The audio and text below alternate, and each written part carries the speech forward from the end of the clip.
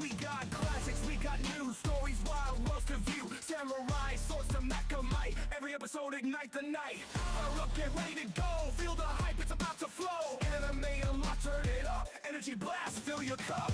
Anime unlock, turn it up. Energy blast, fill your cup. Old school, new school, never stop. It's a vibe, it's a drop, it's a bop, bop, bop. From the ninjas in the hit and miss to the stars where the myths exist. Villains rise, heroes fight, we're breaking it down every night. Enemy dreams in neon glow. Unfold the tales you need to know. From action-packed to heartfelt scenes, we're unlocking all your dreams.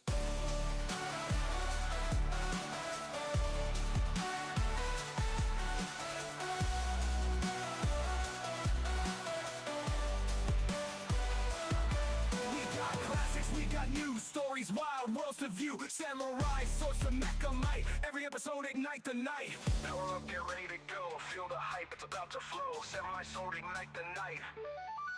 Power up, get ready to go. Feel the hype, it's about to flow. To view, samurai swords to next to met the night. Every episode ignite the night. Power up, get ready to go. Feel the hype, it's about to flow.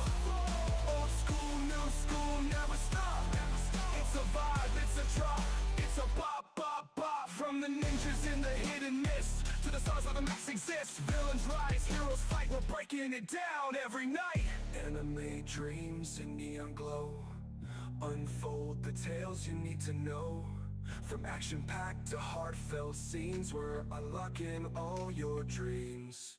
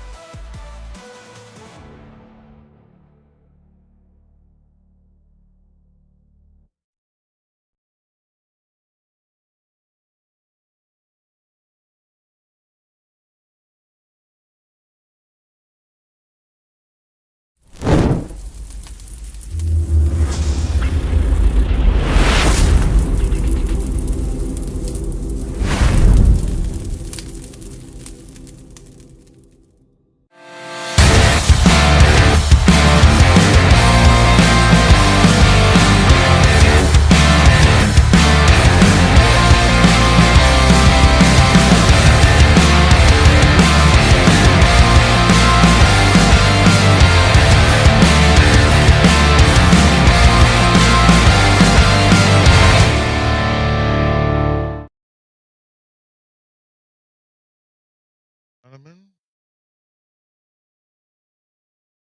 break was supposed to be a 1 week. A lot of things we were trying to work on. Back, how's everybody doing? Welcome to Enemy Unlock 17/20/25, middle of the week. I know we have so much chaotic thing that was going on in the society as it is, and I'm hoping maybe there will be a show that will help you take your mind off anything crazy in the kind of way. But at the same time, discuss what we like to discuss about most, which is anime. How's you guys doing? This is a call-in show, but more a discussion show because we did like 2 seasons. Was we're trying to figure out the actual format of the platform, or why we have a podcast called Anime Unlock, and what we were doing and how we were going about it. And what I have looked at and I noticed, I would say we kind of like making a steady growth on what we're trying to build here. So what I'm trying to do here right now, as I'm waiting people to come in, right? I want people to understand and get an idea of what we're trying to achieve here on this show. My name is CBN Tech Talk. I can remove the ticket out of there, so you can see my name, Tech Talk. also known as Black David, also known as Beer Paul. I'm sure some of you guys recognize me when I used to be on the Black Men Unfiltered network for a while. Some may also recognize me when I first popped up on the Peep network a couple of years back. But after Black Men Unfiltered, and they instead of calling me David, they call me Black David. I took that name right there and there. Now, this is not a reintroduction kind of thing. I want us to try to get to understand what we are here for, why we are here. Um, to the people who watching this on Kick.com, Twitch.com, I want you to understand what I'm doing today. What today will be different because there's a couple of shows we're working on to get on top of and trying to see if I can gauge the audience idea what they'll like to hear, what they'll like to listen to. The first two rounds of show we were doing an in-depth discussion or review on unique, well-made animes or certain anime that's considered to be well but wasn't well made. We're dealing with old school animes and we're dealing with new school anime, like back and forth because for one, I realize a lot of people don't really, how I want to put it. As someone I've been watching anime since the or early 90s and have been heavy on anime, I've gone even further looking for an anime dated back the 80s, right? By that time, the internet wasn't as expansive as it is right now. So keep it real. And as I continue to dig and look for animation, watching stuff on, like, you didn't have streaming service, we have network servers. Did anybody remember the good old day of cable? Cartoon Network was the actual network on the eastern region of the United States. I live in Brooklyn, New York. If you're part of the New York, New Jersey, or Connecticut region, then you may be recognize a cable service called Cablevision, right? So they're providing cable service for everybody to watch their favorite program, either it be daytime TV, football, basketball, whatever kind of show, day drama, whatever. There was a network called Cartoon Network. They created a lane for anime called Toonami. The Toonami book lineup was something that introduced everybody into anime. We talked on a lot of different. I couldn't call it an introductory anime. They were like the breakthrough anime. Obito Gundam Wing was one of them. Bleach was another one. Yasha was another one. There was a list of anime that broke into the door for Japanese animation during the 90s. And while we were having the discussion about Japanese animation, what made that particular animation very unique or popular or a cult following. After you're going down that conversation, you start to realize there's a lot of integral part in the play of these things. The second episode that we did on Anime Unlock, it was based on the difference between Japanese animation and cartoon. And I thought that show will be a show that many people will go and look at and get a what to say an in-depth understanding what it really means, right? That was the hope for that, right? As I look back at that show, it kind of like make me start to wonder. I'm not sure people really comprehend it, right? It had about 134 views, about 7 likes, and I was thinking, hmm, maybe you didn't get a chance to promote this video more, or maybe people looking for something completely different whatsoever. I was thinking that. Another thing came to my mind was telling me, you know what? I believe there is somewhat a dilemma here because the head of this network, Spartan Network, would ask me, maybe we're not doing a better job trying to explain nature of jump animation. I don't think that was the case. I'm thinking it's more about how do they want us to introduce it to them, if you know what I mean. That was the nature on hand. But I kept that in my mind. So I thought I'd ask this question. For all the new guests who come to listen to our podcast, who come to listen to our show, how much do they understand about Japanese animation? How well in depth do they understand the original Japanese animation and the culture behind it? So that was something I've been trying to figure out. So I decided to look the past 2 weeks, reviewing all our show that we've done so far. I'm going to see if I can share it,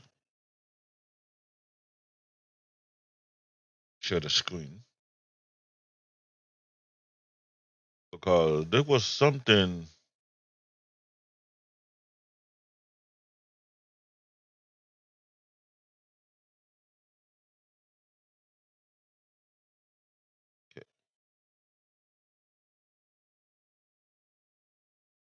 If you look on the side here, right,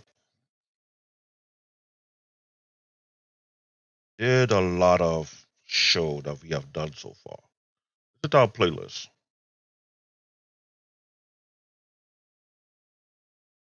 As you can see here, we did this show about 7 months ago.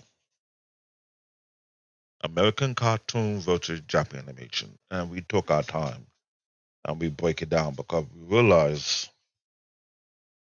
to all the new fans who are joined into the anime community, I thought to realize there is a actual unique division within the anime community. It would be safe to say it's based on ageism, but when I was looking in deep over the years, it's not really the ageism difference. It's more about selectability. No, not selectability. Looking for that word, what would we call it? Selective ignorance, or be more like favoritism. But here's the thing: just like sport, you have people who are very favorite, they have very favoritism mindset. Someone who watch basketball, we know there's a rivalry between who the best in the NBA. We had the Michael Jordan team versus the LeBron James team. They'll start comparing accolade, achievement, whatever, whatever. That's just what it is. Fine. That is great. They do the same thing in boxing. Who the best of pound for pound all time, either Mayweather, Muhammad Ali, Mike Tyson, or now yeah, Crawford in the mix. Fine. That's it. But in the anime community, it's not so straightforward. That I would tell you. It is not. It is very, very unique. I can't say it's contradictory, but it's not contradictory. But anyone who been paying attention start to realize something about anime. It's almost like as if the anime community have become somewhat of a we want to call it gang affiliated, right now, I just change the background just before your eyes to one of the hottest anime this year time right now, which was Solo Level. Solo Level is one of those type of anime. I'm not gonna lie, it's very, very, very interesting. But there was an argument that came up that it got me thinking, like, what the hell are you talking about? And I find it amusing, right? Because my co-host, he's not here. I don't know where he at right now. 'Cause I did send him the link.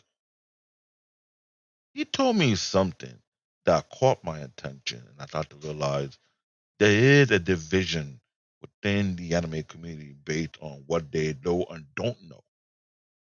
That's what I'm thinking, if they will for ignorance or there's something else.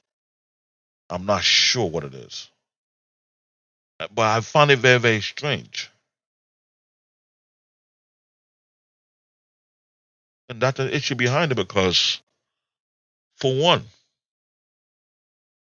me being so heavy, so deep into anime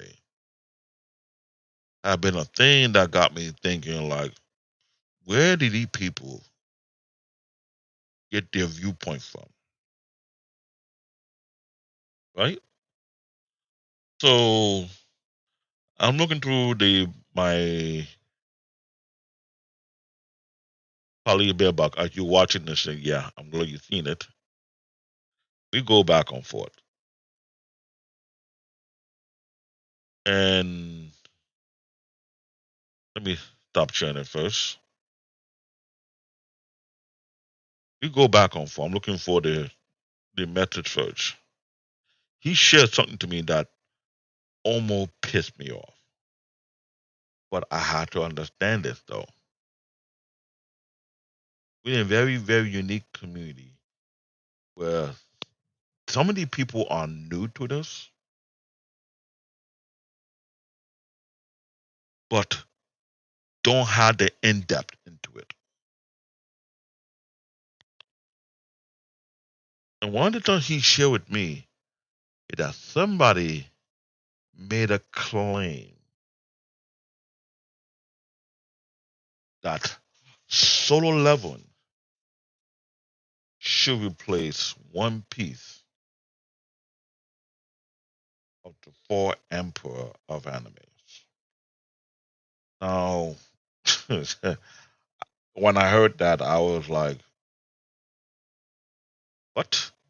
Whoa, whoa, whoa, whoa, whoa, whoa, whoa, whoa! Time out, time out, time out, time out, time out." To repeat that again, so I played the clip that he sent to me.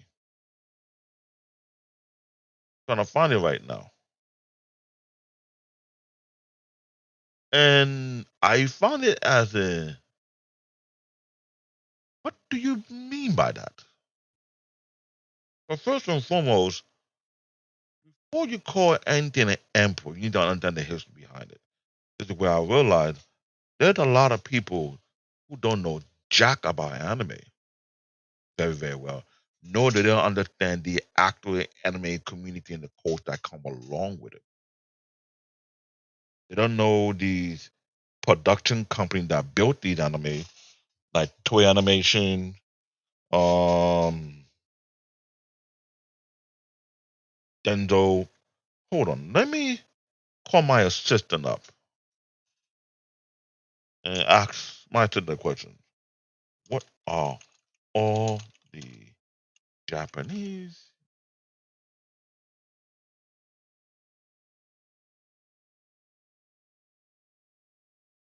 anime production companies? And see what my assistant would tell me. And she looking at the list. Now, ladies and gentlemen, I want you to listen to this though. There are whew, several long standing anime production companies that have made a history of building anime for such a forever growing community, right? Now, I might have to share that window with you guys so you can get an understanding where I'm coming from with this. Because if we want to speak the truth about something, you might well have to do it properly, correctly. As you can see here, right?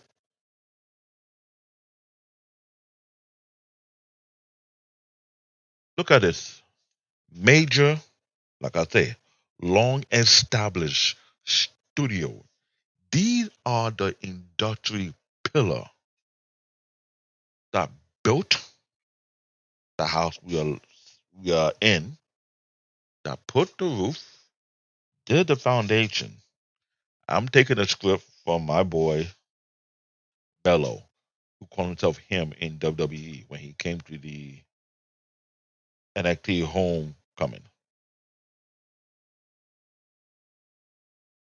These are the anime production company that build the foundation for all the anime that we have seen, that going back, I hate to say this, if you have been watching our show, this go way back into the, if it's safe to say, late 60s, early 70s. Because in that same conversation, right, anybody who know Power Ranger might have a discussion about that. Maybe it will be part of the Anime Unlocked show, even though it's not anime, but it is tied to the Japanese culture. If you don't notice this, the original name wasn't Power Ranger to begin with. It had a Japanese name. And the Power Ranger, when we doing the Power Ranger show, which is not the actual name, but I forgot what to call it. If anyone was watching, could mention the name for me in the chat for me. Go way back into the 70s. And there are many different Power Rangers, Japanese version of the Power Ranger show, were not picked to be aired in the US due to the storyline confusion or storyline compatibility or there's something else along the way, or they based what the company to purchase the license for and revamp it for the American audience. So I want you to look at this list. The top of the list have been here for a long time. Toei Animation, they're the one that created Dragon Ball. Which means I want you to understand these are all the production under the Dragon Ball franchise. Talk about Dragon Ball to Dragon Ball Z.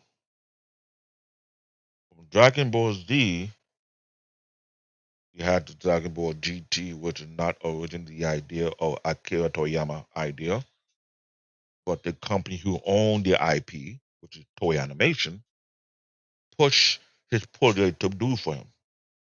Then you had Dragon Ball Hero. Dragon Ball Hero was a side project dedicated to the video game side of things, but they still put a production on that one. Then you had Dragon Ball Z Kai. There were two versions of Dragon Ball Z Kai. The first Dragon Ball Z Kai was meant for the earlier arc of Dragon Ball Z. Then the other one came in for a later arc. Dragon Ball Z Kai was like almost a, how you want to call it? Is it safe to say it's slight watered down version of the original Dragon Ball Z? But there was something cut in there. If you anybody who watched all of it, you'll notice that. Then when they're done with Dragon Ball Z Kai, they went straight into Dragon Ball Super. Dragon Ball Super was supposed to be the thing that took place after Dragon Ball Z. But instead of, let's say, let's remaster and add more content to the Dragon Ball Z, they did Dragon Ball Kai. Right after Kai, you had Dragon Ball Z Super, Dragon Ball Z Super, right? After Dragon Ball Super, with the ending of the Tournament of Power, which was a very big deal, left a vacuum. Now, talking to my co-host, you haven't showed up yet, and a few other people who are familiar with what I'm talking about, right? They're telling me Akira Toriyama did not want to go any further with the franchise. But I recall throughout the years, there was a bunch of news articles being put out by the Toei Animation. They acted for the whole entire Dragon Ball Z team to support the other big name, One Piece. One Piece started, if I remember correctly, did a we didn't get a chance to do the show about that, did we? No, we, we haven't got to try to do the show because the franchise itself is massive. Talk about an anime, right? That have gone way back in the late 1990 to now. Now have over 1,141 episodes. Besides the multiple movies, yet Dragon Ball also have multiple movies. And they hit the issue with Dragon Ball that were confused. They would shout out to Black Boma. We want to have Black Boma join our panel so we can have these type of discussion. So she can bring her knowledge and we can have the breakdown and put on certain view why the Dragon Ball franchise is very uniquely concerning. Now, while they were dealing Dragon Ball, right, and the franchise, the other rival to that particular franchise was One Piece. And One Piece is huge. One Piece is still going on to this day. One Piece is one of the longest running anime production today. There's no other anime in modern time that can compete with. But to my informing, there was another anime that had way more episodes than One Piece. But they could show you how old its anime really is. This is why I'm doing this show, hoping people can call in and people want to if people want to call in, let me know. I'll drop the link. You can join the conversation whatsoever. But this is something I want people to get to understand why we're doing this anime show or anime unlock. We want to start to dig in on a lot of things so we can dispute some of the stupid argument that is out there because we might have a show without showing all the clips of the dumb argument people were making. I want to have this podcast, Anime Unlock, tackling, addressing, talking about on everything concerning anime, whereby no anime is safe. I chose it that this show that we're doing here, if we go talk about anime, we'll properly criticize it objectively. Now, yeah, we have some member of the panel who come in go be kind of biased. Yeah, I know we had a funny dispute over the Dragon Ball, where I call Vegeta a King Pookie. To all the Vegeta fan, that's how I felt. Because throughout the whole anime, Vegeta had to eat. He had to work for nothing. Yet he was the Prince of all saying, "Your father suck at the king." Yeah, but still, I felt like he was King Pookie until someone had corrected me and said, "No, no, no, no, he's not King Pookie. He's the prince of sleeping with a trust fund baby. So if he the prince, the king will be Triple H. Pun intended." Hey, I'm just saying. But that was a debate. And I do know, I just found out recently, which is the clip he sent to me, or maybe I sent it to him, that people don't notice. The Dragon Ball Z Dragon Ball franchise is considered a huge historical, influential, but also financial aspect of Japan. Meaning, here it is, guys. This is truth. Everything concerning the Dragon Ball franchise, from the anime, from the movie, from the merchandise, from the video game, all in all, fund and build the economy of Japan, which is crazy. This is why I want to do so much more into this because I'm sure it's not just only Dragon Ball franchise that's bringing fun for the country.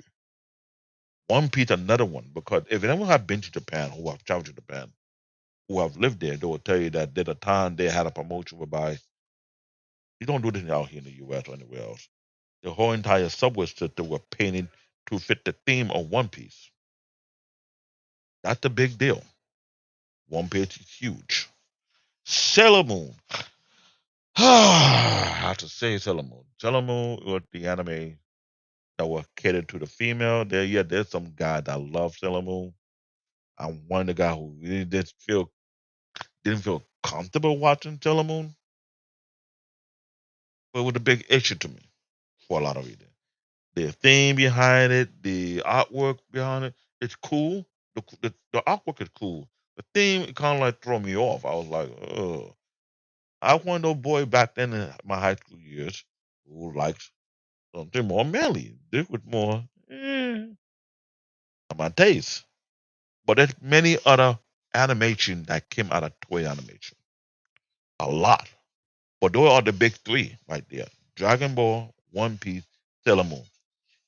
If you look at the next list, Sunrise, right?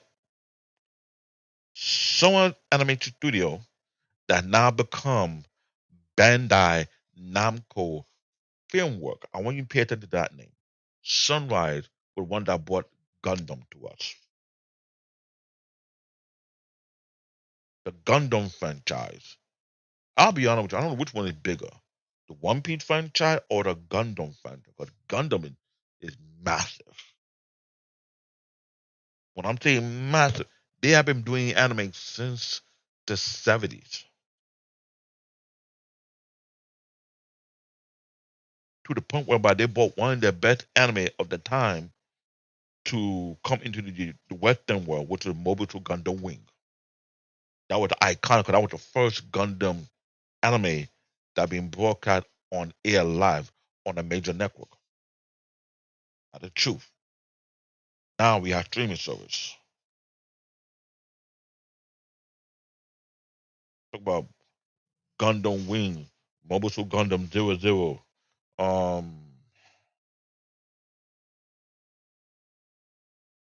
I want to go OP on this thing, but there's a lot of Gundam. I want to go overboard. You understand what I'm talking about? There's so many Gundam anime out there. Iron, Iron Maiden, Iron Rose, no, Iron Rose, The Witch from Mercury, 00, um, the Gundam Diver. The list go on. There's so many Gundam anime that were made by this company. Cowboy Bebop was second right after Gundam came on the scene.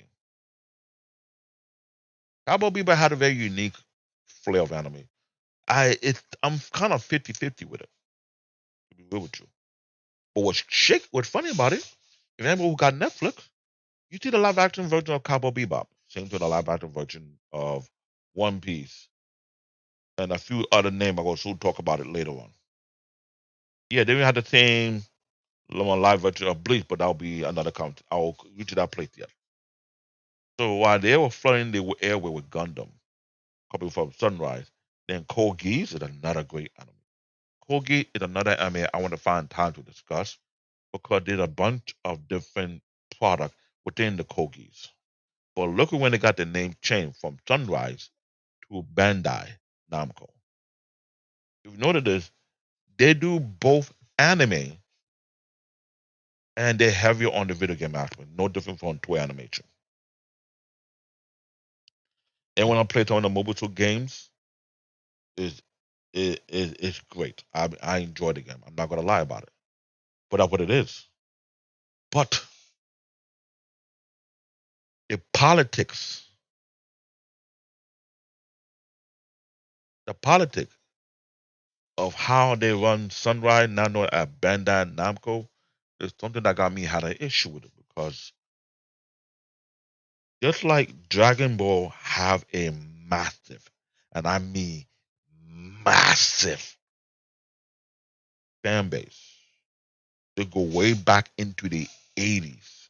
This is why I'm telling you, the new fans that are coming in for the past, I'll give it, we're in 2025.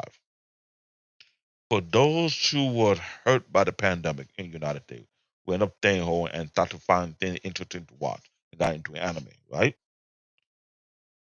It became a new fan, a new generation of anime fan. I don't think you know how much anime have been put out there over the few decades since anime been known so far. So anime have been known since back the 70s, late 60s, early 70s, right?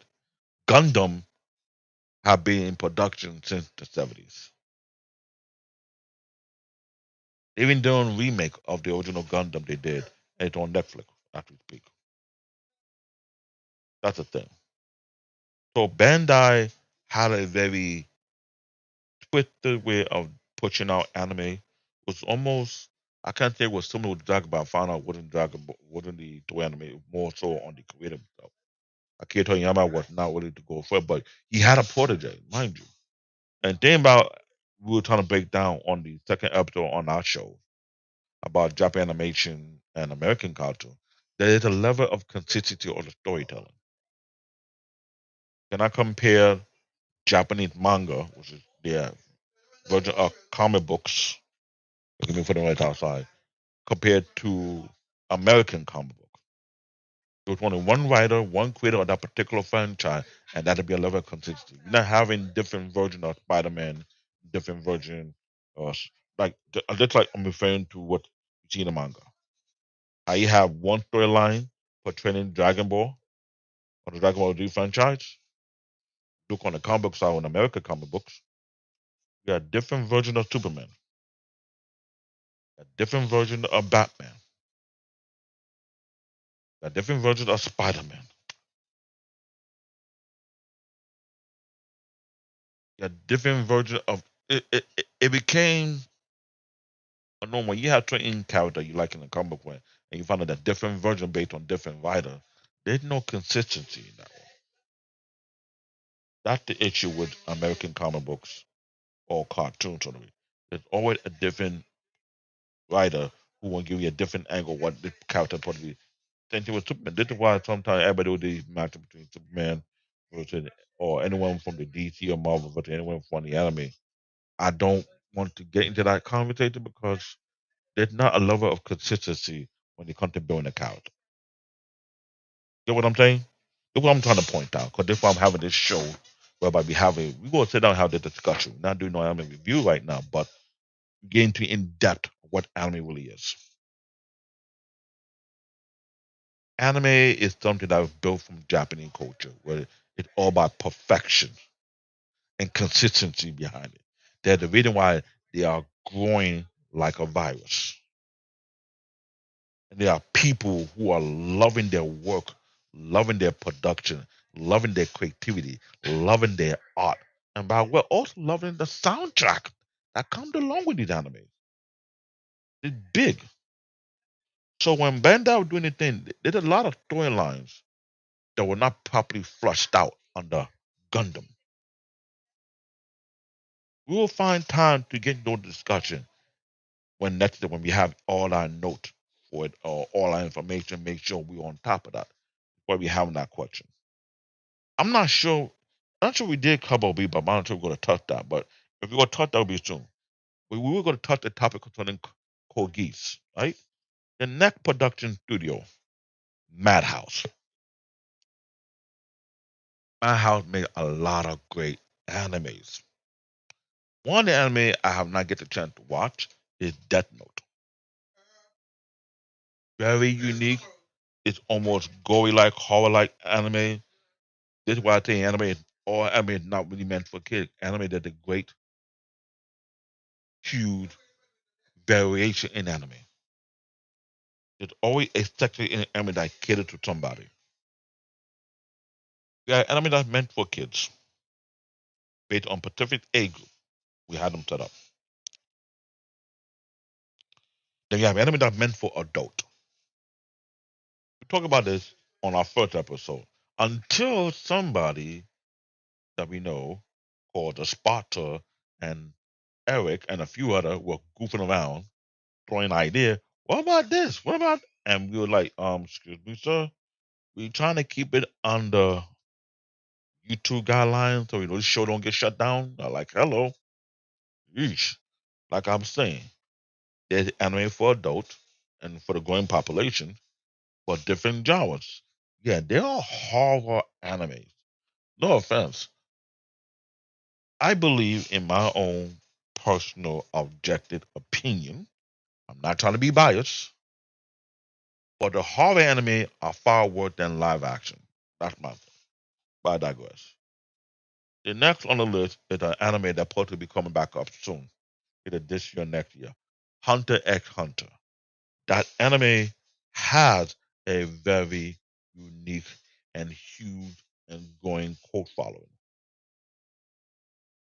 Great anime, great storyline, but need to come back. But it's not yet finished. One Punch Man. Yes. Now, you've noticed they put One Punch Man season one. One Punch Man, it had been moved around from different anime studios. Totally correct. This is why you need to understand these anime studio production. They somewhat determine and have an influence on not only the production on the anime, the artwork, the style, and how great it will make it out there. Studio period. If I'm pronouncing it correctly. Period. This anime that produced Naruto, include Naruto, Naruto Shippuden, then Boruto, Naruto the next, what call it, next adventure, we want to call it. Yeah, that's what it is. Naruto, everybody who watched Naruto, you'll tell you know Naruto is a well-made anime series. With a lot of episodes, but great storytelling. Bleach, another juggernaut. Bleach came out here during the late '90s, early 2000s. Great anime, great storyline. Now it's getting darker now. For its final round. It's not yet over yet. Tokyo Ghoul. No offense, I cannot touch Tokyo Ghoul. Between Death Note and Tokyo Ghoul, if you want to call in, yeah, I will soon drop the link. We'll have the discussion, but I will let you know right off the back. Can I be rude here? Can I be disrespectful? If you get out of line, I will definitely let you go. So the link right now I'm doing this free stream on restream.com, so I'm not sure you'll be able to see the link if I post it. If you ever did see the link, then you can call us, let us know that but you have to cam up though. If you want to cam up and have the discussion about these anime or your view to be concerning these anime, please, you need to cam up. No pornography, no none of that thing, no disrespectful. We're trying to have a very interesting and intellectual conversation about it because this is something about these anime why I built this show for the specific reason because I want us to grow something out here that'll be something to be working a part of. Like I was saying, 3D period produced Tokyo Ghoul. Now I heard people saying Tokyo Ghoul is one of the best anime out there. Now I haven't watched it yet, but when I see some of the preview, I'm not really much of a horror guy kind of thing. So yeah, I will be, I would say, scared or punked out because let's be real, great production, artwork, and everything, and it was like, not for me. No, thank you. TMS Entertainment. I haven't seen a lot of anime coming from that production company. The only two that's known for that is Detective Canon and Lupin. Oh, we got we got a Dragon Ball Z fan up in here. That's what's up.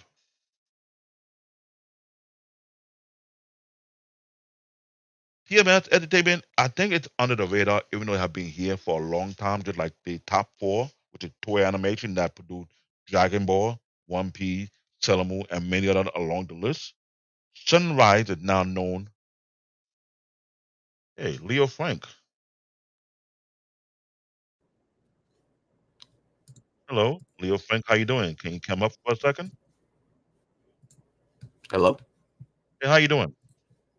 Yeah, so saw you were doing a pretty small call-in stream. I'm surprised. It's more because we took a break because we're trying to figure out how the direction we're gonna go with anime because when we started the anime podcast,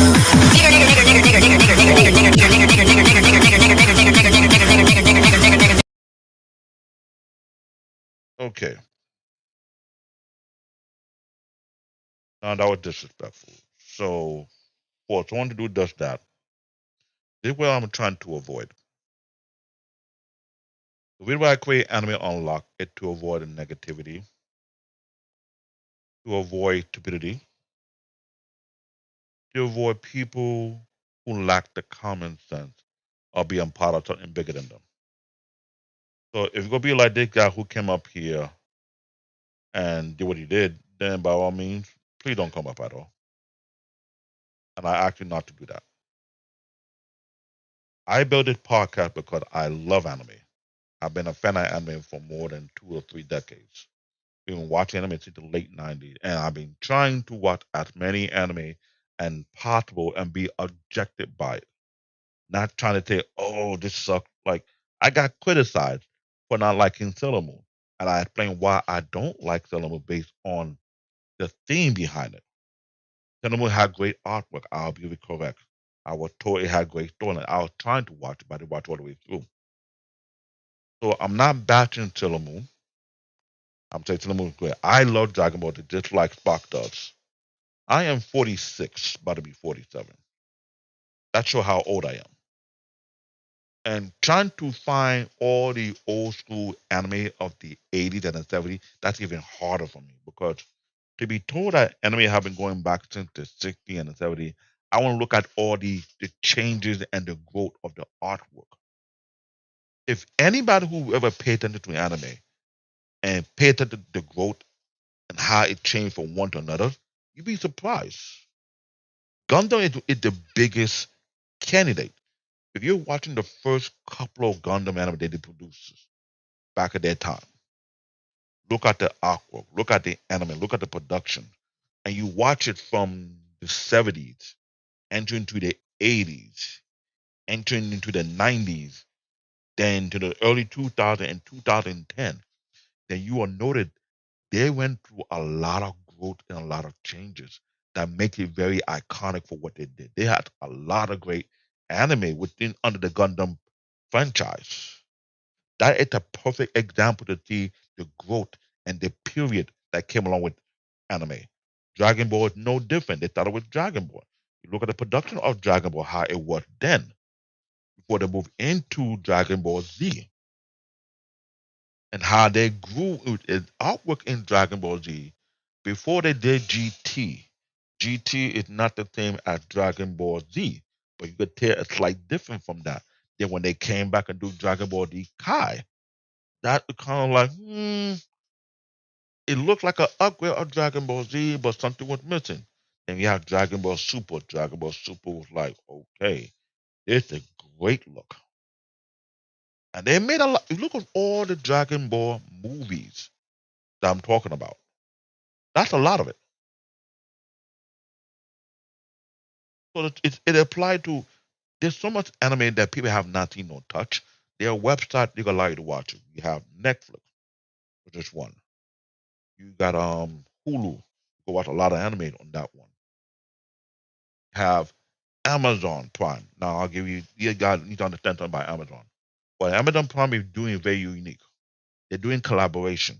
So they have their own anime they have loaded in their server, and they're doing collaboration with Crunchyroll. Everybody know Crunchyroll. There's a bunch of anime under Crunchyroll. They collaborate with Crunchyroll. They collaborate with High Dive. High Dive have a lot of Japanese animation as well. And any other network allow them to upload their animes. Now there are other websites that are out there that is free. But if you have the bandwidth to watch it clear, it's different rates. You can either watch it in 420, 720, or 1080p based on the quality of the anime. That's just what it is. I'm not going to skip what I was talking about. I'll talk about TMS Entertainment. Detective Canon, that is a detective anime series whereby a childlike character job with to solve a lot of mystery and a lot of murder scenes whatsoever. That was the case. Limpin, the third, if I remember correctly, they did a live action version of that. If I'm correct, that's on Netflix. but I don't know too much about limping. That's my concern on that one. So I'll leave it at that. Now, the reason I want to go to Nippon Animation, you notice something different. There are two anime was listed: World Masterpiece Theater, and look at the bottom next to it, Hunter x Hunter 1999. You know that Madhouse did Hunter x Hunter in 2011. So I want people to understand this. Hunter x Hunter of 1999. How many years of that between that and the newer version of Hunter x Hunter 2011? Look at that number. This is why I'm trying to point out there's a thing about the anime community that people don't know about based on sometimes the anime is still what stay with one production company, or the person who control the IP, the intellectual property of that particular anime, can choose to say, you know what, we will work with Nippon Animation for the first. After a while, if someone breaks the contract or the contract have not been fulfilled as want to be done, we will pay out their half of the contract and go to somebody else. But whoever owned Hunter x Hunter did it with Nippon Animation back in 1999. And about maybe 12 years later, they decided to go to Madhouse and reproduce Hunter x Hunter from 2011 going forward. If you get a chance, look up the Hunter x Hunter anime of 1999 and compare it to the production by Madhouse of Hunter x Hunter 2011, and you see a difference. This is what I'm trying to point out. Production IG, they produced Ghost in the Shell, very iconic. Sci-fi detective, very iconic anime. And my son's favorite, Haikyuu. My son liked that one heavy. It's about a volleyball team. I can't say any detail, but maybe one day we'll have him on the show. We'll talk about that. I haven't to get so he can give me the breakdown of Haikyuu. I haven't got the chance to watch it. Bones. Bone Animation created Full Metal Alchemist. I hate to tell you, ladies and gentlemen, do not, I repeat, do not sleep on Full Metal Alchemist. That's an anime. Some people sleep on it and not realize how good that anime really is. The storyline, the production, the action, the storyline. I'm not gonna lie. It is a great, great anime itself alone. My Hero Academia. That anime have gotten the younger generation, the newer generation of anime fan into this. My Hero Academia, very cool anime. I watch it too, but I'll be like, wow. I think this the anime that will get young generation into it because a lot of young folks, people my son age, my daughter age, my son is 15, my daughter is 13. A lot of people are watching My Hero Academia. That's let me know. That's for the newer generation. Mob Psycho 100. Um, hmm, never got a chance to, but I heard it was great.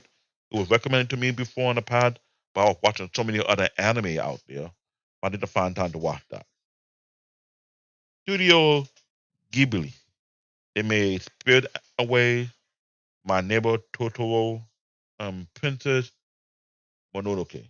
Now, here what I'm trying to point out. They make great anime, but we notice Spirit Away, My Neighbor Totoro, and they're more toward a different genre that may not be popular in the US. But here's something I'll be noticing about. The full spectrum of anime is not hitting the US as the way people thought it would, but that's an issue. It is not. Tatiana, if you join, can you please show me your face so I can know you're real because somebody made it bad, way bad. They were being disrespectful. I need to know who you are before coming. And anyone who will come and going for it, please cam up. If you cannot cam up, please don't do. Because I'm trying to have a respectful podcast here and discuss about anime and talk about the aspect of it and what we try and do going forward. So if you have your cam, please put the cam on. Same thing with you, John Smith. If you want to come on the panel, please put the cam on. Otherwise, I'm not having people come out and make a scene of that. As we were saying, the full spectrum of anime hasn't really hit the US airway like people thought it would be. because there are a lot more studio besides Studio Ghibli and there are many out there that make different type of genre of anime that is not coming out here. You have action, you have historical anime, we have, like I said, you got anime for the kids, anime for the middle age, anime for the older teen, you got anime for adult, you got detective, you got sci-fi, you got horror, and what the term slice of life. Yeah, like I said, I'm not trying to be biased. I'm trying to be objective. You know what I mean? But how would I put it? If I were to find the list of all the genre, let me go do that. Let me find all the list of all the genre. That'll make it easier on me because that's something I've been trying to look at for a while. But the list of anime that are out there is ridiculous. Oh, my bad. Let me put it back on. There was another extra list right behind it. My bad. I apologize. Let me check that back because there was another list right under that one. They were considered to be the more prominent, more modern, or popular studios in the anime industry right now. Let's see, Kyoto Animation, Kwani, in short. They make Clan. I've seen Clan anime. Very good anime. Very, very good. I'm not gonna lie about that one. Violet Evergarden. I never got a chance to see that anime, but I need to watch it. A Silent Voice. Never heard of that one yet. Two Full Table. Now, here this one. The two anime they have on their list. Demon Slayer. One of the best anime right now in modern time. Very, very great anime. Great storyline. The latest adaptation, the Infinite Castle. I haven't got a chance to watch it. I heard it should be out by now. I'll get a chance to watch it, but it's a great anime. Face Slash Zero, another one. Another really great anime title right there. People want, if you didn't watch it, you're sleeping on this. You need to look up that anime right now. And once we get the chance to talk about it, we'll go into depth about it. That's the name of that particular studio. Mappa. Mappa have been for a while now, but I think it's now becoming popular. Yes. Jujutsu Kaisen. I love that anime. It's more into horror slash god kind of thing. Yes. But it's not heavy on me. I don't think it's that scary. Chainsaw Man, that threw me off. That threw me off completely. I'm not feeling it. My son like it. My daughter like it. Hey, we got different tastes. Remember I talk about one IP will be put all over the multiple people? Look at Mappa and look at Wit Studio. Wit Studio do Attack on Titan from season 1 to season 3. Then Mappa took over the final season, and you see right there. There's another thing I'm be trying to point out to a lot of people. This has been going on for a while. Some people who own the IP of a particular anime can choose either have one studio work on the whole entire production, as long as they agree and they are satisfied with the production they're doing, or they're saying no one wants something better, they'll go to another production studio. Which studio is a very well-known studio. Mappa is also well-known. They produce Kujutsu Kaisen, which is a great anime. They also produce Chainsaw Man, which is another great anime. Which studio produced Attack on Titan from season 1 to season 3? But I'm also shocked the same thing happened with Vinland Saga. They only produced season 1. How this is what I'm talking about. And they also produced another great anime, Spy and Family, with Cloverworks. Some anime production works side by side with another production company to produce something much bigger than them. They do that. The Cloverworks, for example, they produce the Promised Neverland.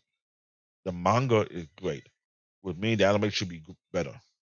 Spy X Family and Bocchi the Rock. Right? We got Trigger. Trigger Anime Production produced Kill la Kill. This is another great anime. But I hate to say that Kill la Kill will be taught to the females girl, lady who like action movie, looking for something that fit them, Kill la Kill will be a female anime I will recommend for the girls, for the female to watch for sure. If you want to look for a protagonist more towards on the female side, that's one thing to watch. Little Witch Academia, I haven't got the chance to watch it. Cyberpunk Edge Runner, I'm not sure, but I heard it's a great anime. I gotta check on that one. White Fox produced Stein Gate, great anime. Don't know what it is. Yeah, Stein and Gate, yeah, great anime. ReZero, I heard it's great. I'm talking about it. They've got to try to watch it. Started Life in Another World, that's gonna be a slice of life anime, if I'm correct. Lorechi, now look at the list they put, what they produce. Athletic Classroom, I heard that's a hot anime. Different type of storyline, different unique plot whatsoever, but it did stand out. Danganronpa, never heard of that anime, but I need to look into that one. Now, this the name. I don't know how to. I will have to watch it before I criticize the name. Toilet Bound Hanako Kun. I don't know why, but I don't think it's bad. But let's wait and see. A1 Picture produced Sword Art Online. Sword Online is a huge, huge franchise in modern time right now. Very excellent anime, hands down. We never got the chance to talk about it on this channel, but we hope plan to do so. Blue Exorcist, that's another one. It's still growing. Very unique storyline. Fairy Tale, which have been produced with was what? State Light, another great animation. And this is what I've been trying to point. There's so many anime from different genre, and they all have their different perks when they're doing it. And if you go down to the list, this is the small or you call boutique studio, cult favorite experimental. You understand Japanese cultures, you understand manga, then you understand when they're producing anime, the variations start to broaden. You got Science Saru that produced Devil May Cry Baby. I've watched that. Very good production. Very good storyline. It's on Netflix. Interesting. Keep your hand off Ezekiel. I have no clue what that anime is. You knew, I think I heard it, but not too sure. I don't want to make no false information about that. Studio Colorido. They produce Penguin Highway, A Whisker Way, Pokemon Twilight Wing. Take note of that one. Cinema Searcher. They make Made in Abyss. I heard the good anime. This one, the writing of the Shiro, love it. I love this anime. Right now they're in season 4 as we speak, when I'm not should be airing out. So if you're going to talk about Shiro, the writer of the Shiro Hero, then we have to do about season 1, season 2, and season 3. Those three we have to work on before you do season 4. Silverlink created Nona Biori, which is one.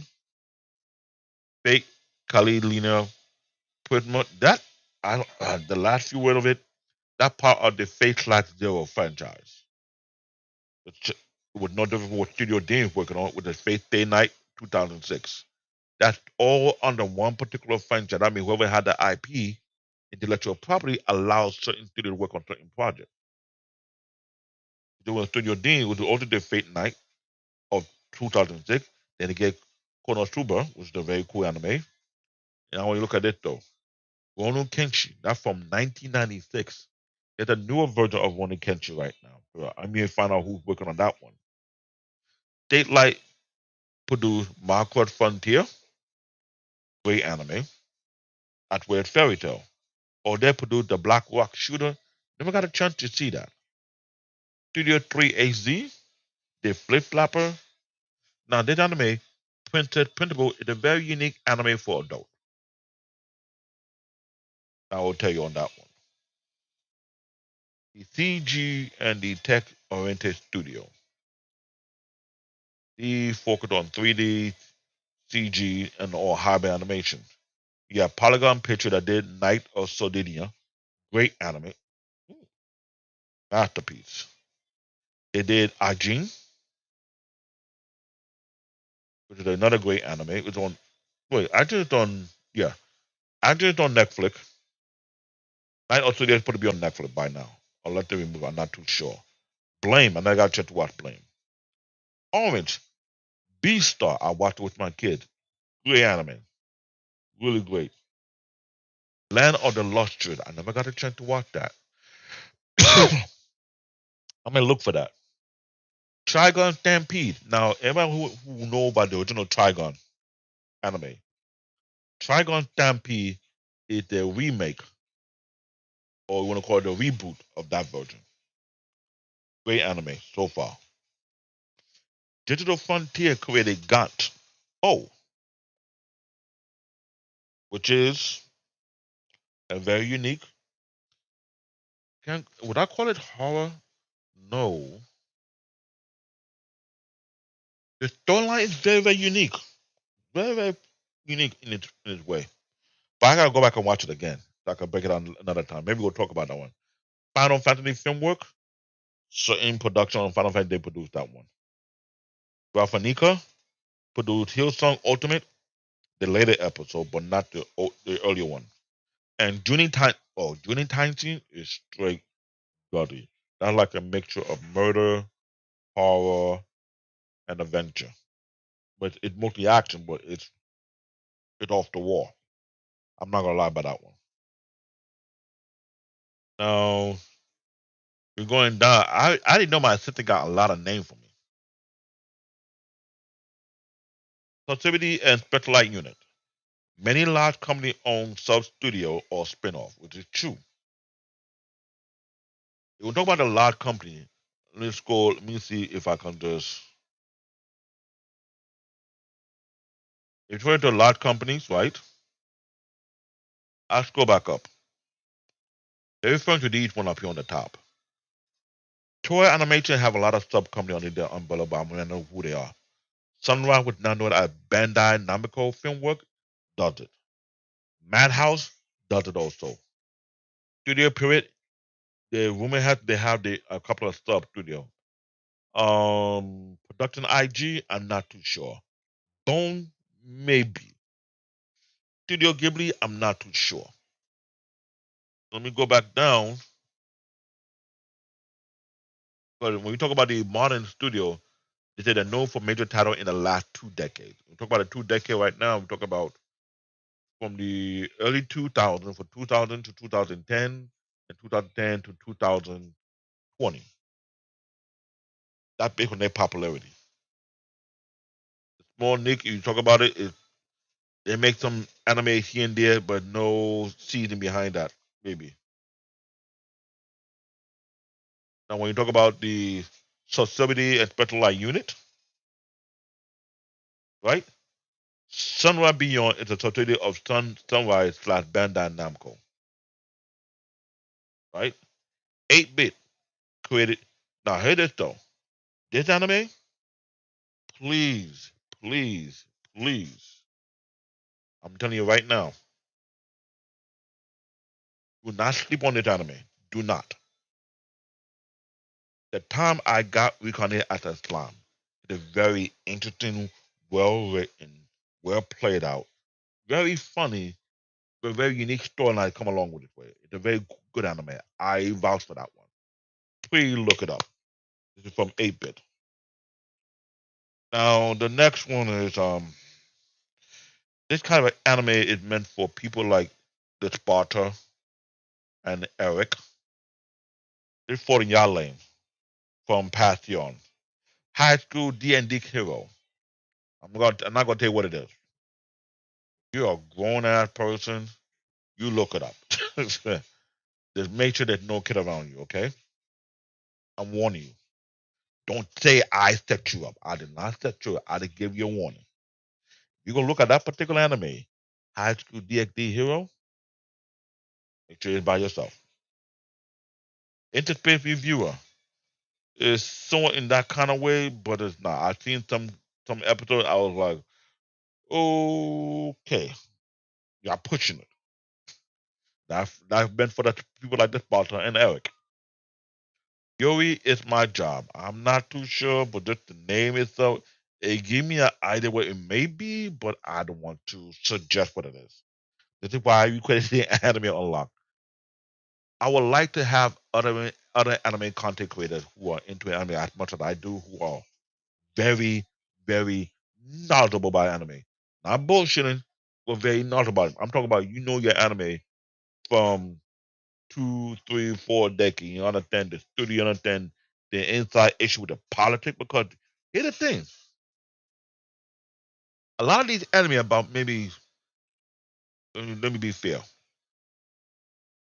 from 60 to 80% is based on manga, and these manga has severe, huge following, right? And within its following, it builds over a period of time. It forced the hand of the IP owner of these manga to say, you know what? Let's see what it would look like if we put it into an anime format. Perfect example: King of High School. Crunchyroll did a collaboration with the manga writer of the King of High School. And I remember they did a promotion about it. It's more than a decade ago. They did Crunchyroll. Crunchyroll took that project, and it was a hit, mind you. But I had a funny feeling they may not be found in manga because another anime that was just like that before. What was it? Oh yes, Shaman King. Shaman King when it first got aired, and yet we did a show about that already. They didn't follow the manga all the way through. They followed the manga from the beginning and tried to do his own thing, which hurt the fan base. Now, I'm saying it to you guys because there are some shows that you got a following or either on Netflix or on Hulu or more especially on Amazon Prime. Because there's a particular franchise on Amazon Prime that offended the actual fan base of the actual book. And when people start to find out they wouldn't find the book material on season one, the viewership dip on season two. And when they're watching season two and saw that it was not getting better, it went even further down on season three. This is why when it comes to an anime, the producer, the creator, the writer, the engineer, everyone behind the scene who working on a particular anime has to make that solid decision in concern in producing that particular anime. Because if they choose not to follow the material, the source material, which it actually be the manga books itself, and do their own thing, they can hit on they can break or hit or miss on the way through it. You can either hit it, you can break the anime, or you can just that's money right there. Because we heard about the rumor about how Soul Level one the best anime produced at the time, but they lost money. It doesn't add up. How you could be the best anime at that time and you won an award for it, but at the same time you're losing money? That's throw in the question. What's going on behind the scene? This is why building this anime channel, we want to tackle all kind of not just only review anime, but talk about or compare protagonists, or talk about compare different character, why it's what it is. That's the thing. So that's what we're working on as we speak right now. So I was saying, okay, high school DxD on your own watch. Dormedia, Squid Girl, and Domestic Girlfriend. Domestic Girlfriend, I heard about the manga. It's very weird. I tried to read it. I got weird out. I was with the plot. I was like, oh, okay, yeah, this is definitely for the girls. A plot with everything. I don't want to say. I'm not trying to be misogynist. And it didn't fit for guys like me. That's how I want to put it. Studio Hibari made Yuri from the 1980 and 1990 classic. Look at that. I mean, it did a lot of anime during the 19. Now, here's another thing. I don't think people noticed it though. will you be aware that the cartoon that you watch in the US during the 80s, I'm talking about Voltron, talk about Silverhawk, talk about Masks. There is a lot of American cartoon that we watch, which were action-packed cartoon at that time, were mostly done by Japanese animators. Voltron is the biggest culprit because yes, Voltron was a cartoon that was made here, but originally came from Japan. The original name for Voltron was Gold Lion. So you got repackaged, put over here, made some different changes on on the animation of it, and will broadcast hit heavy. You gotta be aware of that. Go down the little studio. Oh, let's see. Legendary defunct but important studio. I didn't know they even enclosed. That is crazy. In other words, there were studios that made iconic anime but no longer exist. Gainax. Look at the name they produced. They produced Neo Genesis Evangelina. Most staff later moved to Kara or Trigger, another anime studio. That was a well-known studio that made that particular anime, but no longer exists. Studio Kara, Evangelina Rebuild, filmed, founded by what the guy name? Hideaki Anno, was the ex-Gainax employee. Manglo, Samurai Shippulu, Argo Proxies. Samurai Shippulu is another great anime. Very cool and great anime. Ergo Pixie put it like a horror like anime, but I didn't know it went bankrupt in 2015. That see, this is why I want to have this type of anime podcast where we discuss about all these things and we get up to date with these things. Outland Studio, it created Mushishi, Legend of the Galaxy Hero, will partly dissolved. That company is gone. Now, if you read what my assistant tell me, this is crazy. In total, there are over 400 active and inactive anime studio in Japan. The above list cover the most influential and recognized ones.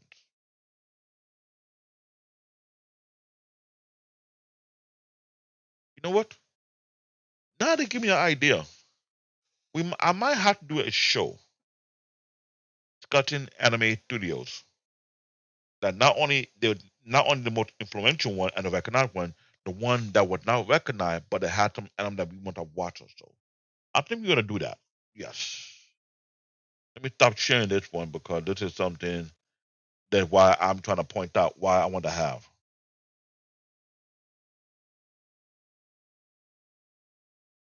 Because this will allow me to not only work on the discussion we have, because going forward, we're still gonna do anime reviews. I want to have discussion on based on certain things, either with our comparing protagonists or we get into debate, like for example, which I know it may be petty, Goku versus Vegeta. Which character is better than the other? You have a huge fan base in the Dragon Ball franchise to support Vegeta. Not me. I'm a Goku kind of guy. That's just me. You can have that discussion. You can have that discussion concerning the part about the franchise about the Saiyan. Why the Saiyan race or the creation of the idea of a Saiyan is highly unique of itself. Why the franchise need to continue to go on and cannot stop. You can have discussion about if it's up to you guys, who are the worst anime dad in anime history? Instead doing a ranking system. Yeah, the ranking system is gonna be similar to that of Solo Leveling or Fairy Tail When we're going to be, we'll work on that idea whereby we get a graph. It will be triple S, double S, S. There will be A, B. There will be C, and there might be L. I think that's how we're going to do the rankings. I'm not sure. I want to fine tune it so that we can know how to put who fit where. Come to the worst anime dad, the worst anime mom, the best anime mom, the best anime dad, the best protagonist, the best villains.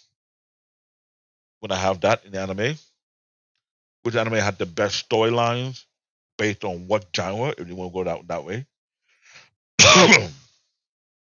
Wale, he came late. Hey, Wally, what's going on? I was wondering why you sent me a link because I'm like, what is this? Oh yeah, I was on the live. I was having a live book and discuss like what direction we would take because looking at anime as a whole is too huge and it's not simple.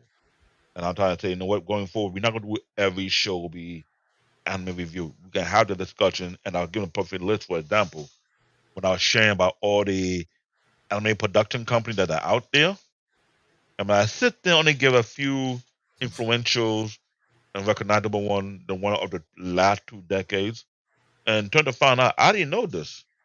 There are over 400 active and inactive anime studios in Japan. Now, here's the question I'm going to throw out there. Of these 400 studios, who are they hiring? Who do what in these studios? If I want to be obvious about it, I know you have the animators in there. You have the one who do the graphic designer thing, yeah, right?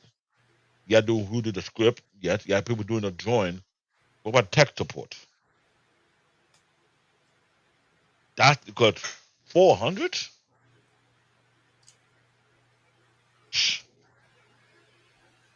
Whew, that's a lot of studio production.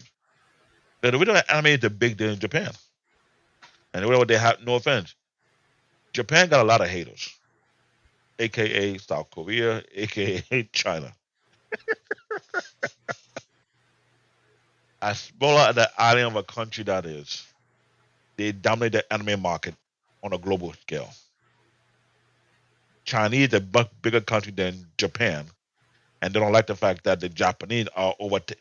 Let's be real. When we do the history, Japan was trying to invade China. They couldn't beat them on their turf, so they beat them somewhere else. Anime, and they won in that one like a king. China, he don't like that. They want to conquer the anime, but that's not gonna be easy because you haven't been doing anime in a while. So let's throw it like that. So they have to make them that play. Other than that, my assistant gonna write me all the lists of every single anime company in Japan, and I will keep that list to the side. So whenever we have any idea of story, we will talk about it. We'll talk about an anime review company, or if we do an introduction about a particular anime, or the production that's linked to that, which I discussed about along with it, we would add some depth because trying to find out some of the major studio have sub studio that work for them. Ain't that crazy?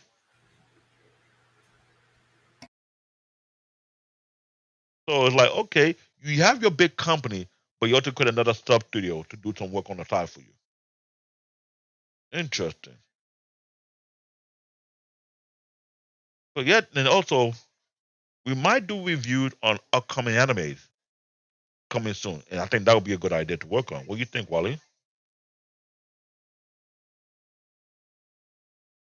You think it'll be possible we can do upcoming anime and be like a review? And I don't want to say deter the audience, but give our view based on one, know who the anime production company is.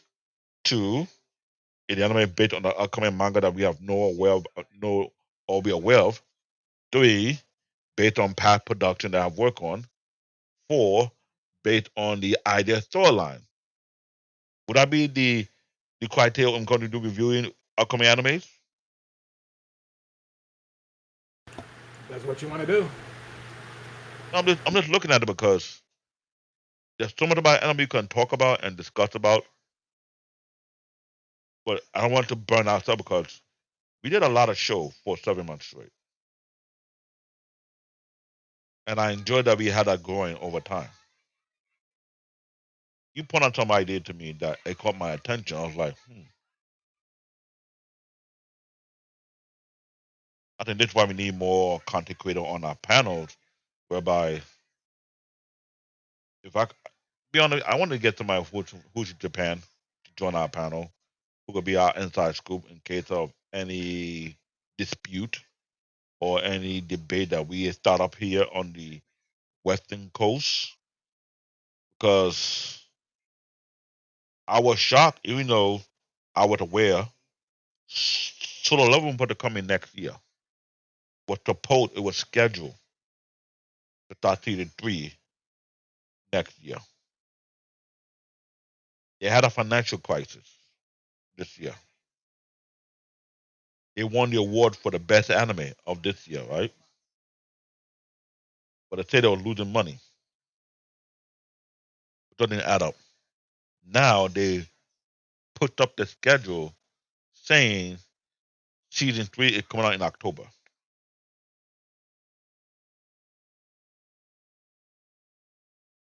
What do you think about that?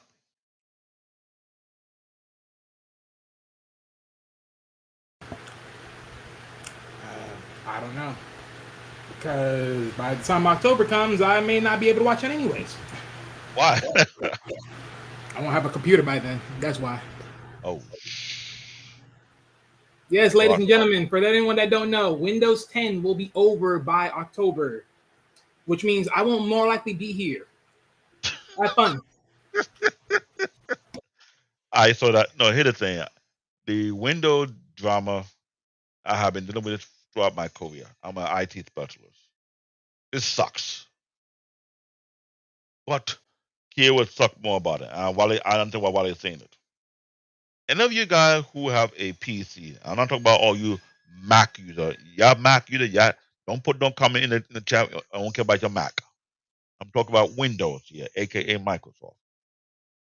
What Microsoft have done so far had put a limitation concerning their operating system. If you have any type of PC hardware that is not compatible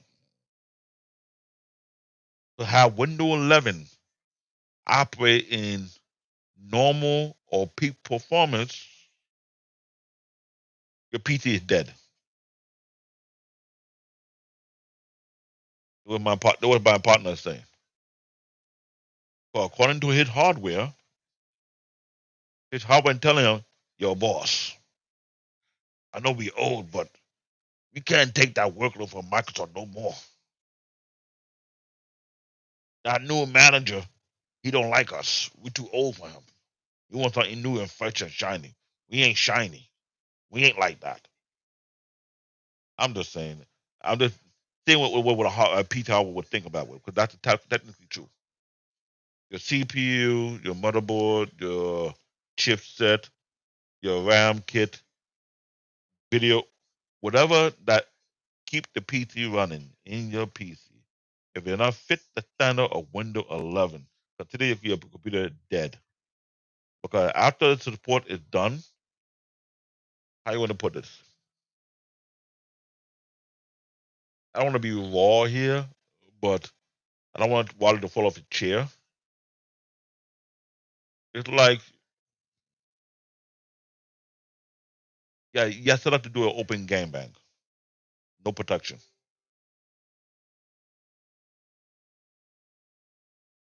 That's the scenario. Meaning, whether that come in you, there's no cure to that.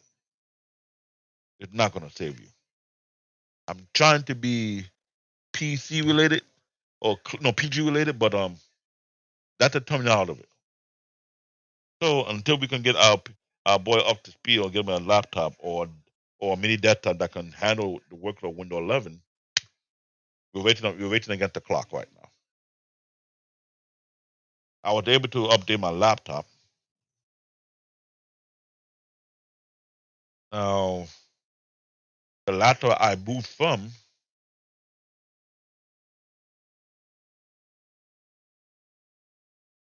I could ship it to him. I'm thinking about it. I took out the RAM and added to mine. My laptop now has 64 gigs of RAM. And I had it on the other laptop with 32, so I add on to the one I have. I'm not sure if the mini PC or mini laptop you have will have the thing when I work on a laptop I've used it before. It's not bad, but I don't know. I might figure that one out. See if he can use it. I'm not too sure. I got it for cheap for Walmart for like 100 something. Just for use for the meantime. But it will give me some weirdness when I was doing some live broadcasts at the time. You can take both solid state drive and NVMe, which is a good thing. It can back up to 32 gigs of RAM, which is a good thing, but it doesn't have a designated video card. And it can work on Windows 11. That's for sure.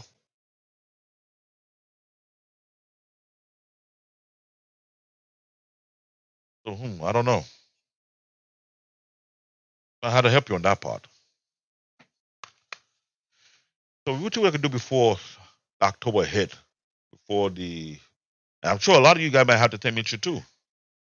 You're on here as an anime content creator here. I'm also into IT. I'm a PT guy. I build computer. I've been doing it for more than 2 decades. I understand the in and out of PT. If you have any PT question, you can hit me up. Send me an email. Put a comment. Say, CBN, this kind of PT I have. What can I do with this? I'll give you my expert opinion, what you can do, what you cannot do, and figure out how to go around that. But other than that, let's see. You can do review, you can use debate. Review of upcoming anime. If one thing that stood out that I wasn't sure we can do,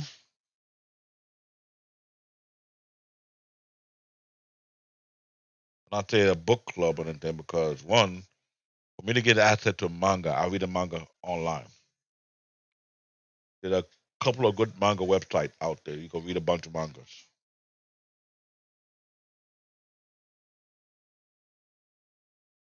So I'll be honest though. This is a very unique thing about running an anime content show or anime podcast. Because I don't want it to be a show or a platform whereby you guys don't feel like coming here no more, or we have not either entertain you guys or get you guys into anything upcoming. Because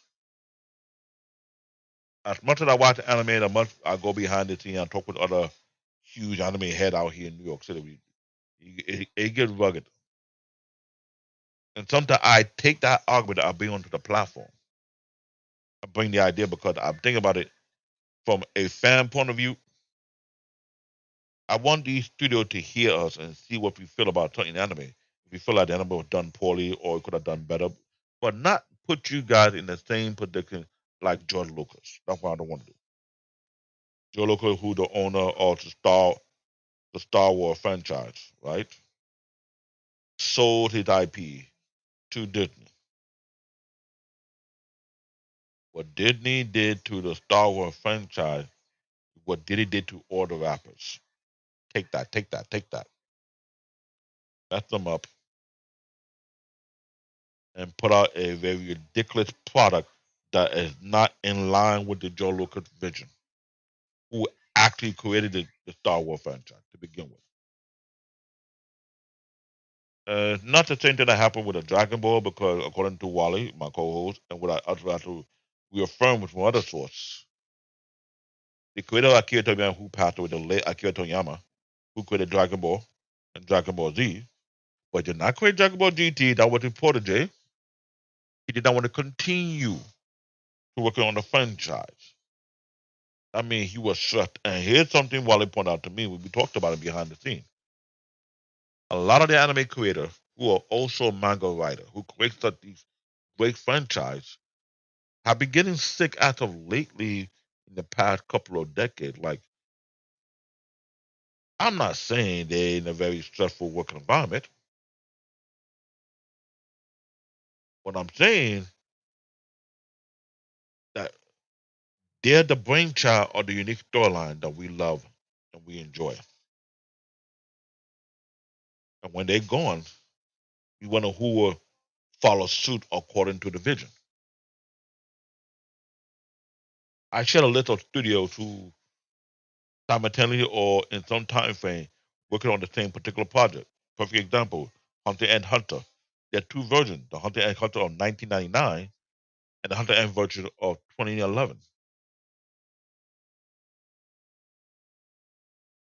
That happened. I talk about how we had shows out here where we tried to explain the difference between Japanese animation and cartoon because that is what helped us build the foundation while we are having this show called Anime Unlock. And every time we come back, we look through the comment section and see if you have given us any insight. While they did one in particular concerning Digimon, and I'm grateful for him doing that. But we need more input from you guys at the audience. Let us know if there's any anime you want us to look at or talk about or dissect or call out for the BS like we did with Gun Graveman, which is a perfect example. I watched that from start to finish. I felt like that could be a great franchise, but they dropped the ball. They did it dirty. Years have passed by, they did no reboot. Okay, fine. Peckerman. That was referred from the Sparta. That was his favorite anime. I watched a couple of the episodes and I was like, storyline's lackluster. Something's lacking. It could be the way it was just one of the type of anime that could have been, but the studio could have had a limited budget and just.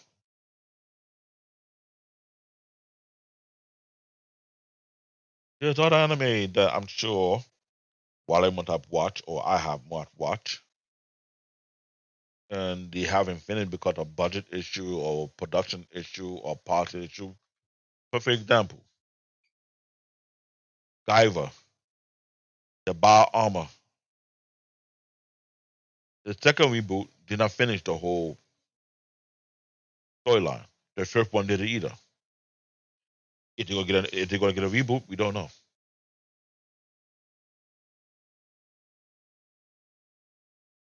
This is why when I did this call in, I was trying to maybe people will call in and point out their views or their concept or what we should be speaking on, either the storytelling part of it, the writing part, the artistic part of it, what type of technology they're using to do these anime. Because I don't have a problem with them using CG. The artwork thing is great, but if you notice, look at Gundam is the perfect example. All we're going to point out, Gundam have been to the test of time. One Piece is another one. Okay, if you're watching One Piece, you can tell through all the episodes you're going through, they come a time they change up on the drawing. They change up on the artwork. They'll put out a better product over time. Look at One Piece when it first started. And look at One Piece in the latest episode right now. It just starts different. The design, the graphic, the look, the production is different. So I will put that out there. So Wally, what do you want to say here? I know I've been talking a lot. I ain't getting no chance to drink no water. Right now my tongue is almost dry. I can cut somebody with my tongue like a villain.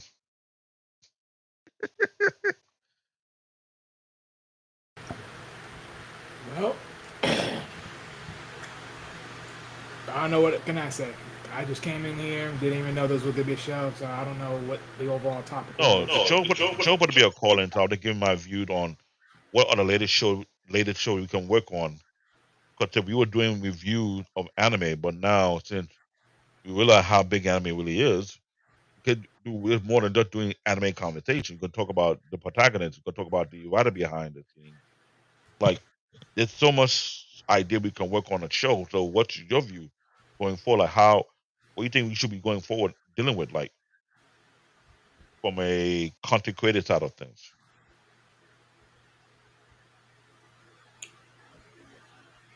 I mean, honestly, like I said before, I wouldn't really know at this point because I don't know if I'll be concentrated by after this point.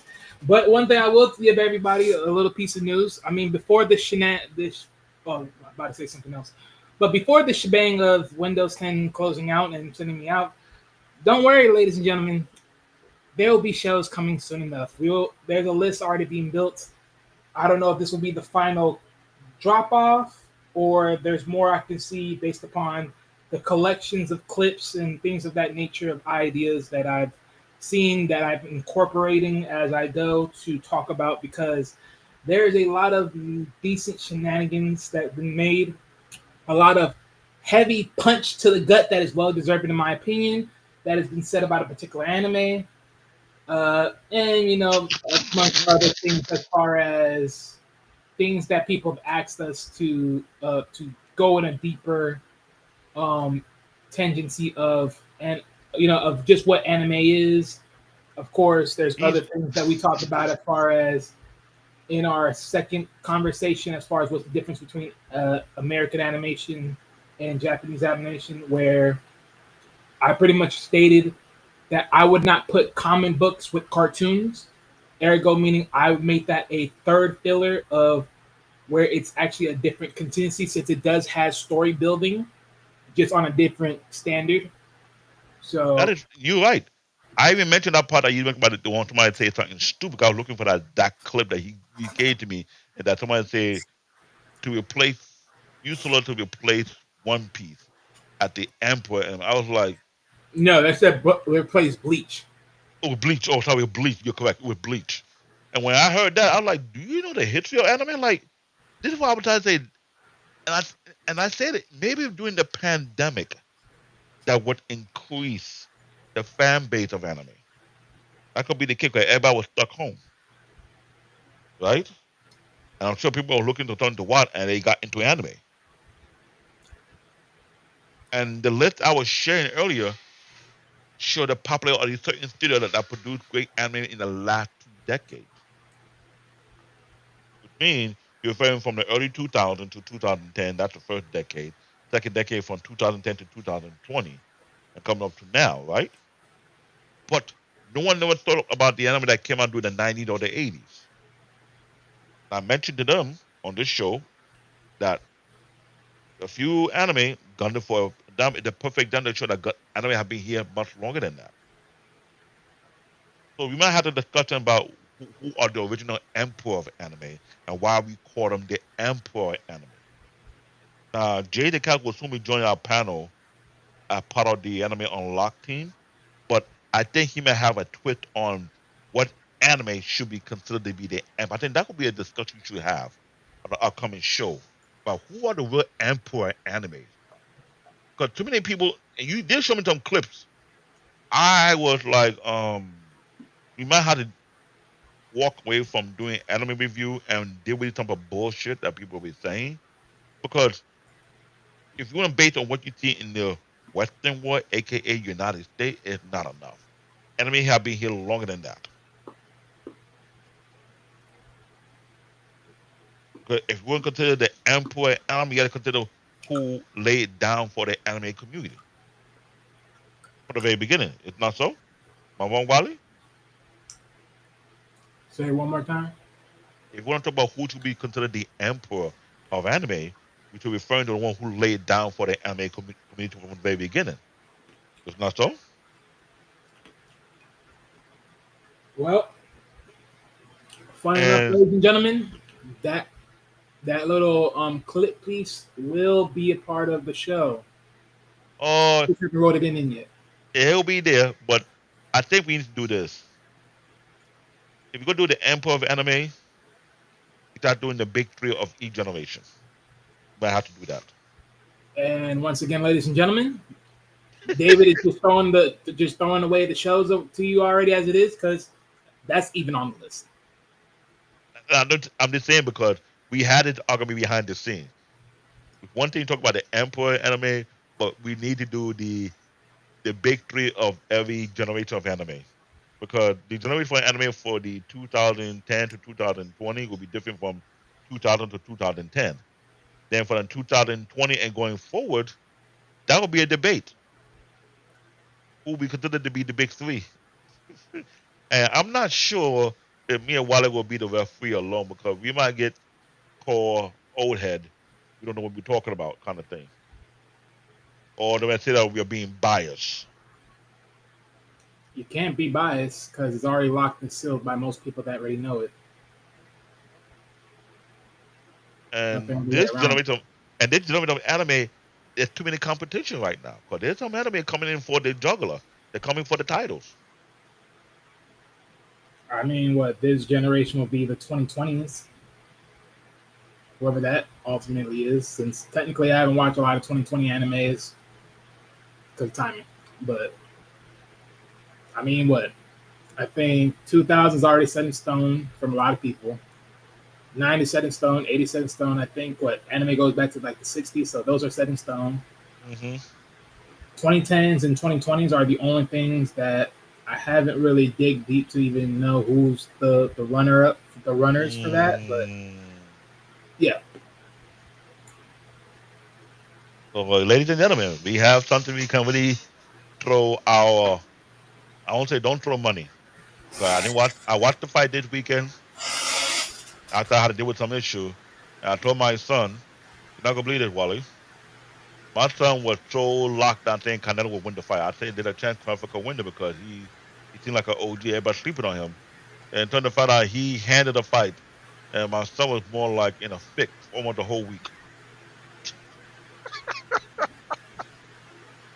So I wonder if I were to say if I want to be shady and say Crawford would represent Goku and Canelo represent Vegeta, you know what's gonna happen.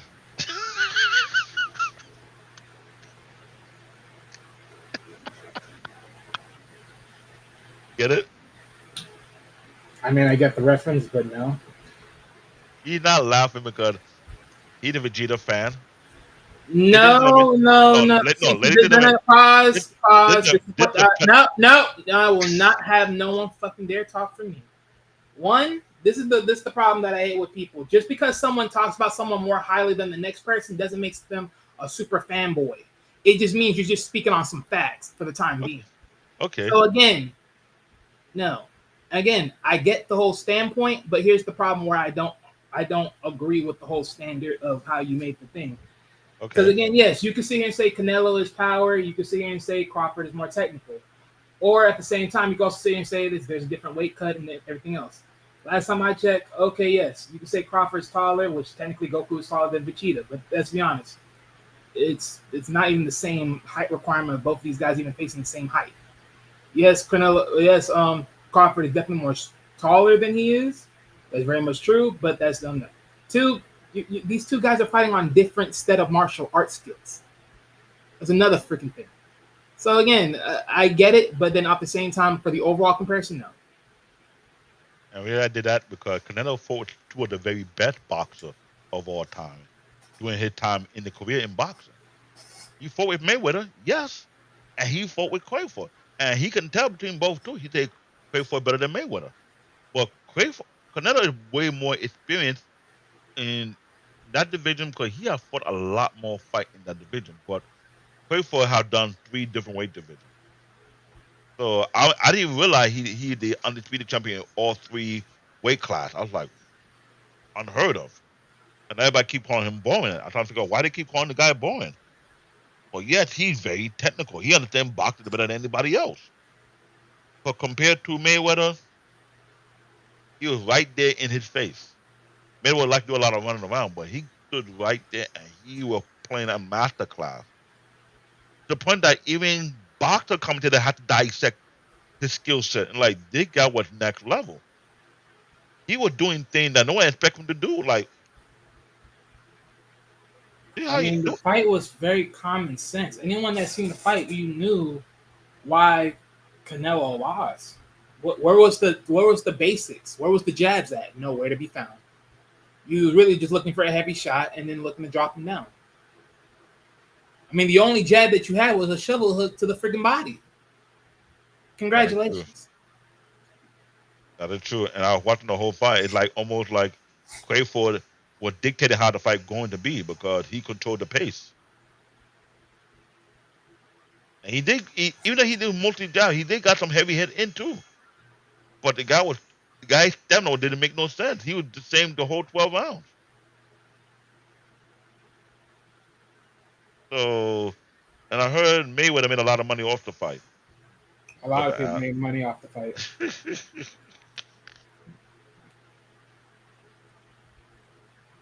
Well, the interesting fight, but I would like to see a fight. What? Good question. I pop in my head. Who will be the one to finish out the franchise Dragon Ball Z? I doubt it will be like the protege because, seems to me, he's not doing much. There's nothing being put out there. So this is why this anime Unlock show is the way it is because if we can find someone who can start digging up dirt on this guy, on the protege, and see what he's actually trying to do, what's going on with the Dragon Ball Z franchise, so we can really have a real active debate and not be biased until call that it is. Because now for other franchise, you can see it getting to the climax of it. Some Akira anime Takayama's franchise. assistant, Go ahead. and Will. then collect it and bury it with Akira Takayama. Don't put out nothing else. Because one of the conversations we're going to talk about is that harsh criticism I was talking about. And I'm sorry to say this, unless you want to unalive the mistakes made and try to save this from the deep ends of the followings of Dragon Ball, well, I mean, good luck to you. I mean, I know you can have the influence to do it because you did GT, and people can hate GT all they want to, but there were certain parts of elements of GT that were still good that you created. So We're gonna have some of these Dragon Ball conversation on the show very soon, and it will get ugly. And Black Boma, I know you on Instagram. I'm sure you got fans who may have seen this podcast. We want you to bring your point of view up in here, and don't want to criticize her what she say because what she say here is her view. What I say here is my view. What the legal leader of the Vegeta Club, Wale, say is it's his view. Since he's not the fan president, he's the legal representative for Vegeta. That's what you say? whatever tickles your fancy. I'm just a spokesperson for Goku. I'm not the legal. Yes, you're the spokesperson for the guy that got dropped on his head and motherfucking forgot his same way. Wow. Yes. Do you want to go there right now? Okay. Okay. You're the spokesperson for the guy who wifey had to tell him, if you don't come down here and stop fighting, I ain't give you no loving. Hey, He got at least mad when she he didn't saw bag that. him. At least she didn't bag him. He saw that. He was like, I was like, I mean, it was offensive, but it was still funny though. I still gotta admit that it was still funny. I was feeling like Piccolo. I was like, keep your business to yourself. Everybody is feeling awkward, like, what's going on here? What did I miss here? Like, and you saw his face. He was red. You can go and fight him now.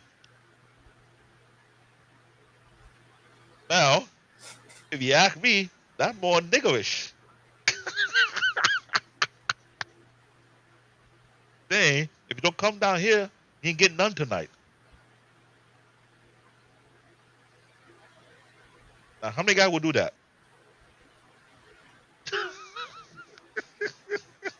Let's say they're live.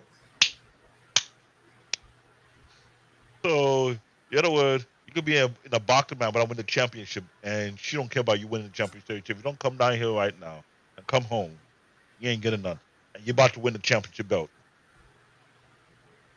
I mean, well, yeah. There's two ways to look at it. Yeah. They were like You trust can look, David. you can look They were on like Tank. the They were side- like Tank. Tank was like, I ain't let no girl destroy my career.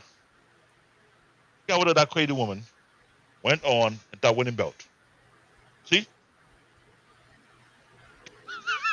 Congratulations to Tank. I'm not gonna let no woman destroy my career. Right. You never had a woman to save your career. How about that one? You never had a woman that cared about it. How about that? Wow. At least Boma actually cared about his. How about her man's career? Okay. Think I'm lying? GT was a proven factor. Okay. That is true. GT, yeah. She go out of her way to make sure. That's how Goku got it. I'll help you get yours. She did. And she did. She let Vegeta know. May not like Hey, how it was done though, but I mean, I definitely don't like how it was done. it's funny. Hey, Oh, yeah, and the opposite of Boomer is Chi Chi. Boomer will chill her husband on. Better whoop that man ass. Right? and isn't it funny? This is the same woman that will destroy your career.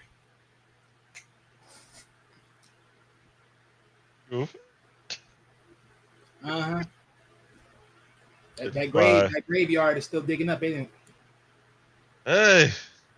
So we're gonna have some crazy anime discussion based on different aspects. I know the Goku versus Goku versus Vegeta argument is never gonna end. And we might do this though. Remember the guy who created the most popular fan base Dragon Ball comic right now on YouTube, Kwame Hodge? Start reviewing his stuff because it's not, you can't call it anime yet because he's getting close to getting that thing being produced in the anime format. That he's doing the comics. And the thing is, I have about, let me be honest. Objectively, I'm a little itchy with it because he's bringing some character that don't fit within the theme of what he's doing, but that was his idea. I'm just saying. Well, while you're totally correct, we're gonna start talking about add more to the episode 2 of what we did, the in depth why you can't put comic book and cartoon in the same format, which is totally correct. Very unique genre and very complicated too. To be quite honest, like I was saying earlier in the show today, I'm so much tired of the different version of Superman, different version of Batman, the different version of Spider-Man, the different version of Iron Man. It's like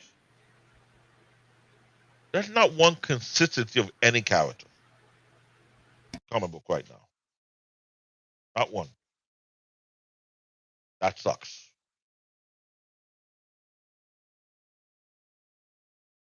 But we did a show about the latest Superman, and we heard they did a matchup of different like really.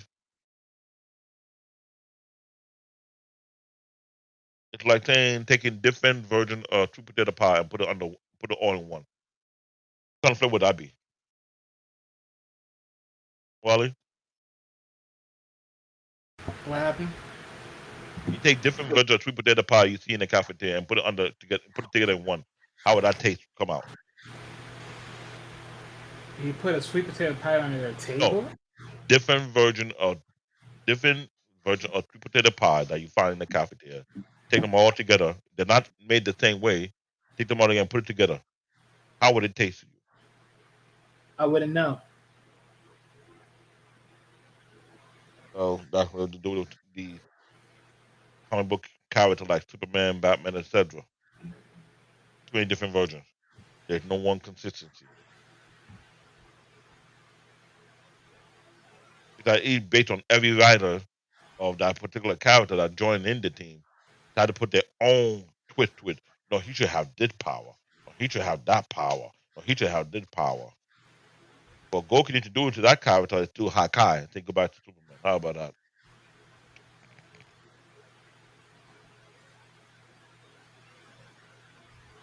Just saying. That's one rule no comic book character can fight out of. The Hakai. The race. So, anyone to add on? Because we're about to hit the 2 hour mark because I know I spewed a lot of ideas what we can do going next season of the anime unlock. Wait and stay tuned. These shows will come out soon enough. All I gotta do is write the thumbnail. and write the description. And he was working on any commentary that you put on each of our show. While they're going through everything at me, if he put a short clip responding to it, we look out to it. So it's to let you go to hear preaching your commentary, preaching your view, because the more comment we get on these shows, the more we respond to the view, the more we understand where we're going, the direction of this. Other than that, I need to put some lubricant in my tongue. My tongue is drying out. Thirsty, I'm hungry. Read it. I'm not trying to feel like a Yamcha. Okay, pun intended. On that note, this is CBN Texel, aka Black Debbie, aka Bill Paul, and Wally, aka the legal representative for the Vegeta team. Match with them, or they will throw you under the bus. I know. Can't be thrown under the bus if it's facts. I'll say it again, ladies and gentlemen. Just go back. What I think it was Dragon Ball Daima or whatever, which one show I did it on. Literally, I throwed out facts after facts after facts. If certain things were to have transpired in these moments, we would have a different whole show. Literally, almost every other time. No problem. Almost every other time. This is why he's the legal representative for the Vegeta team. So make sure you don't slander Vegeta name or be a lawsuit. I mean, whatever. On that note, good night.